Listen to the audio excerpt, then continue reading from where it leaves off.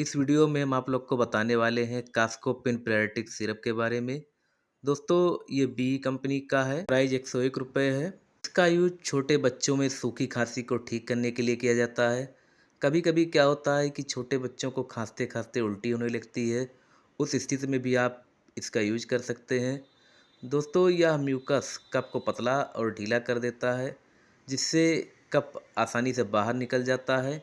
इसके साथ ही यह नाक बहने, छींक और आंखों से पानी बहने जैसी समस्या को भी दूर करता है। दोस्तों, यह वीडियो आप लोग को अच्छी लगी हो तो कृपया लाइक और शेयर ज़रूर करें।